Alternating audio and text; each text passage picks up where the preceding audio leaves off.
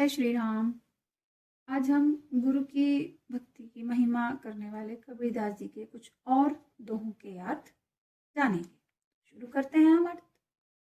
साधु संग गुरु भक्ति अरु बढ़त बढ़त बढ़ी जाय, ओछी संगत खर शब्द अरु घटत घटत घटी जाय कबीरा, घटत घटत घटी जाए।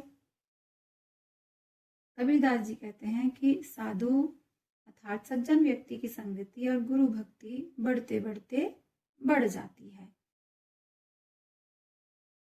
और जो ओछे लोग होते हैं उनकी संगति और गधे की आवाज जो है वो पहले तो बढ़ती है, बढ़ेगी बढ़ेगी बढ़ते बढ़ते वो फिर घटकर नष्ट हो जाती है, समाप्त हो जाती है। तो हमें संगति अच्छे सज्जन व्यक्तियों या ऊंची चेतना वाले गुरुओं की करनी चाहिए, तब हम भी श्रेष्ठ होते जाएंगे, हमारी चेतना का स्तर भी बढ़ता जाएगा, हमें ज्ञान प्राप्त होता जाएगा। अन्यथा हम और भी पतन के गर्त में गिरते चले जाएंगे। कबीर गुरु के भावते दूहरिते दी संत, तन छीना मन मना जग से रूठी फिरंत कबीरा, जग से रूठी फिरंत। कबीरदास जी कहते हैं कि गुरु के प्रति मन में कितनी निष्ठा है, कितना सम्मान है, कितना प्रेम है उनसे, हमें कितना विश्वास है, यह तो दूर से ही नजर आ जाता है। उसका शरीर दुर्बल तथा मन व्याकुल रहता है तथा संसार से निराश वो होकर, उदास होकर वो घूमता फिरता है, और गुरु के प्रति ही ध्यान उसका लगा रहता है कि मुझे गुरु के पास ही जाना है, मुझे गुरु से ही ज्ञान प्राप्त करना है। यदि हम इधर उधर भटक रहे हैं तो भी हमारा ध्यान गुरु की भक्ति में ही पड़ा रहता है, यदि हमारा गुरु श्रेष्ठ है। कबीर गुरु की भक्ति का मन में बहुत हुलास, मन मन सामाज नहीं होन चाहत है दास कबीरा, होन चाहत है दास। कबीरदास जी कहते हैं कि सदगुरु की भक्ति के प्रति मन में बहुत श्रद्धा है, लेकिन यदि मन में काम वासनाएं बनी हुई हैं, विषय वासनाओं का हमने त्याग नहीं किया है, तो गुरु की शरण में भी हमें जगह नहीं मिल सकती है। यदि गुरु भक्ति करना चाहते हैं और गुरु भक्ति के फलस्वरूप ज्ञान पाना चाहते हैं, तो हमें काम वासनाओं का त्याग, विषय वासनाओं का त्याग करना पड़ेगा। गुरु नाम है गम्य का, शीश सीख ले सोय, बिनु पद बिनु मर जाद नर, गुरु शीश नहीं कोय कबीरा, गुरु शीश नहीं कोय। कबीरदास जी कहते हैं कि मोक्ष का रास्ता, जन्म मरण के चक्र से मुक्ति दिलाने वाला गुरु ही है, और शिष्य वह है जो गुरु की सद्बातों को ग्रहण कर ले। गुरु ज्ञान दे और शिष्य ज्ञान ले, अर्थात ज्ञान को ग्रहण कर उसे अपने जीवन में आत्मसात भी करे और आत्मज्ञान प्राप्त करके आत्मज्ञान प्राप्त कर ले। यही गुरु शिष्य की मर्यादा है। मूल ध्यान गुरु रूप है, मूल पूजा गुरु पाव, मूल नाम गुरु वचन है, मूल सत्य सतभाव कबीरा, मूल सत्य सतभाव। कबीरदास जी कहते हैं कि गुरु ही ध्यान का मूल रूप है और गुरु चरणों की वंदना पूजा का मूल रूप है। गुरु के उपदेश मूल नाम है और सत्य को ग्रहण करने की लालसा ही सत्य का मूल है, अर्थात सब कुछ गुरु ही है।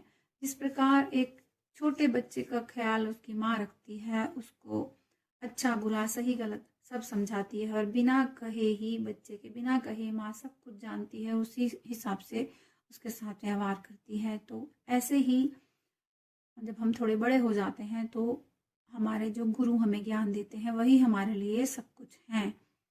तो हमें उनका आदर सम्मान करना चाहिए और श्रेष्ठ गुरु चुनकर उनके हिसाब से ही हमें ईश्वर प्राप्ति का मार्ग उनसे लेना चाहिए। जो गुरु पूरा होए तो शीश ही ले निबाही,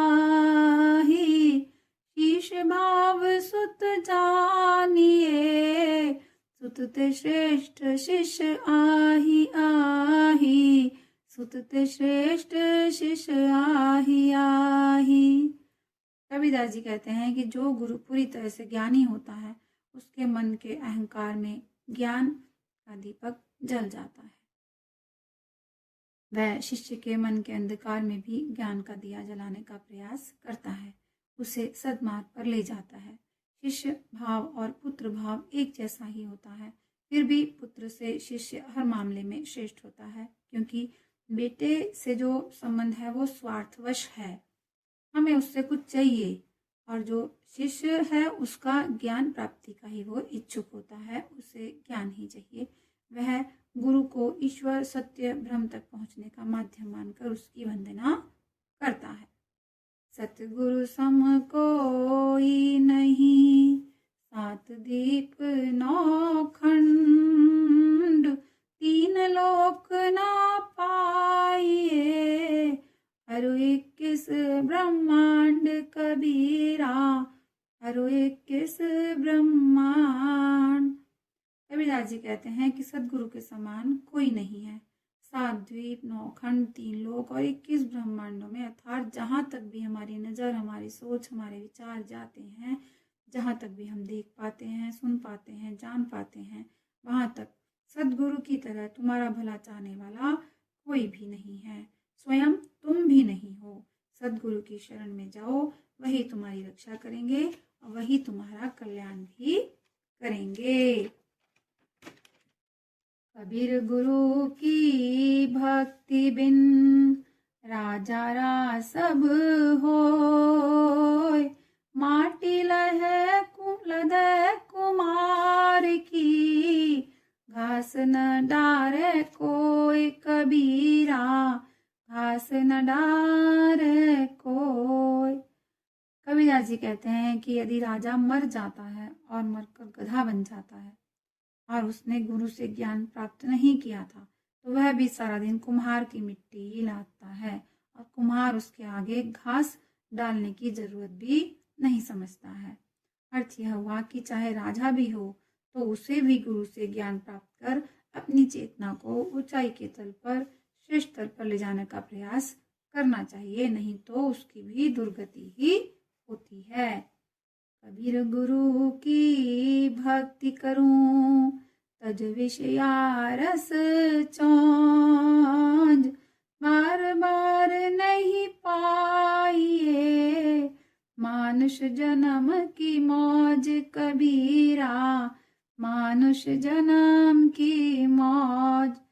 कबीरदास जी कहते हैं कि संसार की काम वासनाओं, विषय वासनाओं का रस छोड़कर गुरु की भक्ति करना कठिन है, क्योंकि उसमें हमारी कामनाओं को सुख प्राप्त नहीं होता है। गुरु भक्ति करने में शुरू में कष्ट होता है, लेकिन जब ज्ञान प्राप्त हो जाता है तो परम सुख की प्राप्ति होती है। यह मानव शरीर है और मानव शरीर का आनंद बार बार नहीं मिलता है। मोक्ष पाने के लिए, परम सुख, परम आनंद पाने के लिए गुरु भक्ति करनी चाहिए। गुरु से ज्ञान प्राप्त करना, सत्य की प्राप्ति, सत्य को जानने का रास्ता जरूरी है, वो हमें गुरु ही कराते हैं। जो दिसै सो विनसी है, नाम धरा सो जाय, कबीर सोई तत गयो, सतगुरु दीन बताए कबीरा, सतगुरु दीन बताए। कबीरदास जी कहते हैं कि जो भी वस्तु, चीज, सोना आदि कुछ भी जगत में नजर आता है उसका विनाश हो जाता है, वह किसी भी स्थिति में रह रहता नहीं है। ये अलग बात है कि कोई 20 वर्ष में समाप्त हो, कोई 60 में, कोई 100 में, कोई 200 वर्ष में, पर समाप्त अवश्य होता है, क्योंकि यह संसार नश्वर है। जब किसी बच्चे का जन्म होता है तो बड़ी धूमधाम से उसका नाम रखा जाता है, बड़ी धूमधाम से विवाह होता है, लेकिन वो भी एक दिन चला जाता है, कोई उम्र से पहले, कोई उम्र पूरी होने पर जाता जरूर है। कबीरदास जी कहते हैं कि सदगुरु ने यही देखकर तो बताया है कि वही तत्व ग्रहण करो जो अविनाशी है, अर्थात गुरु से ज्ञान ग्रहण कर उस ब्रह्म से, निर्गुण राम से अपना नाता जोड़ लो। बस वही एक अविनाशी, अजर और अमर है। जय श्री राम।